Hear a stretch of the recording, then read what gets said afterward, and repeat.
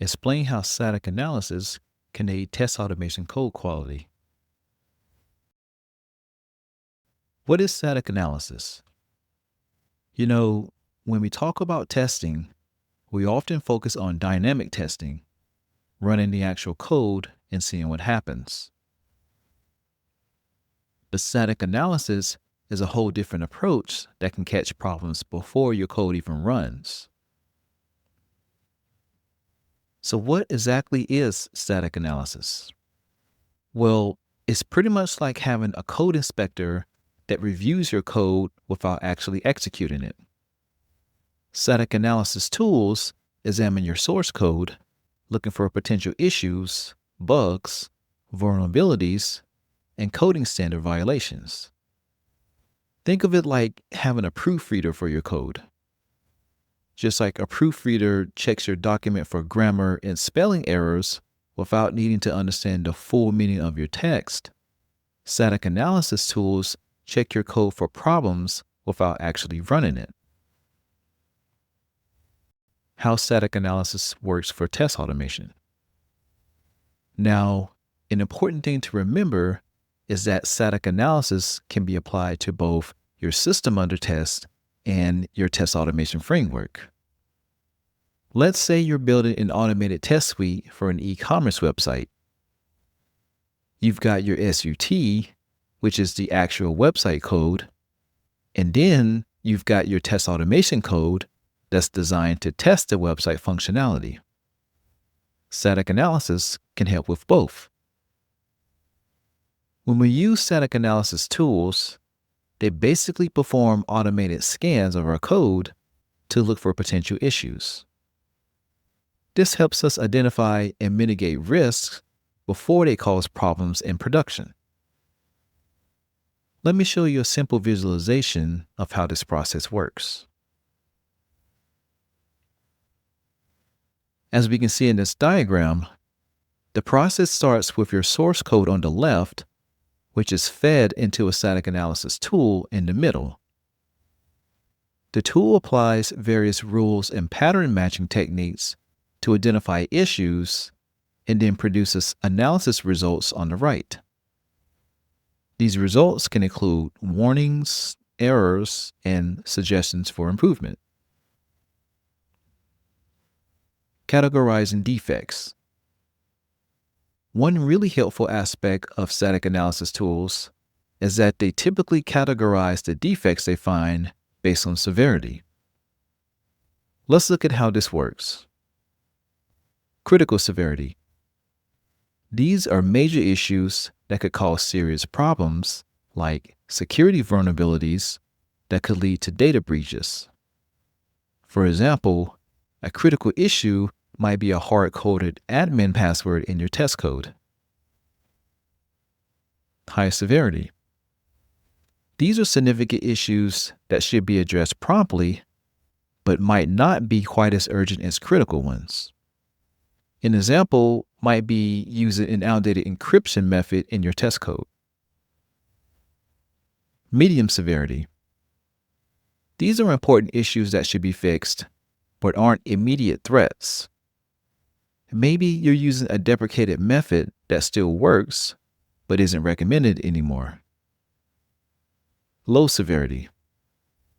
These are minor issues or style recommendations that don't pose significant risk, but could improve code quality. For instance, inconsistent naming conventions in your test methods. This categorization helps development teams prioritize which issues to fix first. Benefits for test automation code. Now, you might be wondering, why should I care about static analysis specifically for my test automation code? Well, there are several key benefits. Measuring quality. Static analysis tools can provide metrics about your test automation code quality, like complexity, maintainability index, and test coverage. This helps you identify areas that need improvement. Code documentation. Many static analysis tools will suggest where you should add comments to make your code more understandable. This is super important for test automation code that might be maintained by different people over time. Improved code design. The tools can suggest ways to optimize your code structure and resource handling. For example, they might recommend using try-catch blocks for better error handling or suggest more efficient looping structures. Removing poor library calls. Static analysis can identify calls to deprecated or inefficient library methods and suggest better alternatives.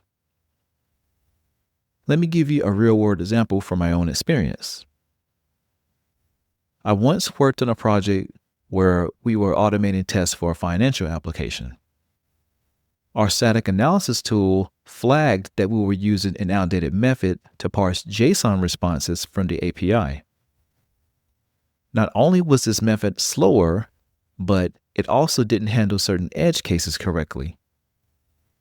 By following the tool's suggestion to use a newer method, our test became more reliable and ran about 15% faster. Security considerations. Here's something really important that a lot of people overlook. Test automation code can introduce security vulnerabilities too. For example, it's a common practice when automating tests to include usernames and passwords to log into the system under test. I've seen many test code bases where these credentials are stored in plain text directly in the code. This is a serious security risk.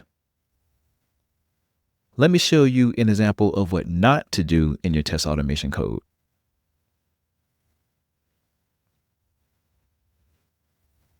As we can see in this code snippet, the username admin and password supersecret password 123 are hard-coded directly in the test. If this code is stored in a version control system like Git, anyone with access to the repository can see these credentials. A static analysis tool would flag this as a security vulnerability and might suggest storing credentials in environment variables or a secure vault instead. Even though test automation code isn't typically deployed with the software itself, it's still critical to scan it for security issues. If an attacker gets access to your test code base, they could potentially discover credentials that give them access to your tests or even production environments. Integration with DevSecOps. You may have heard the term DevOps before, which combines development and operations to improve collaboration and productivity.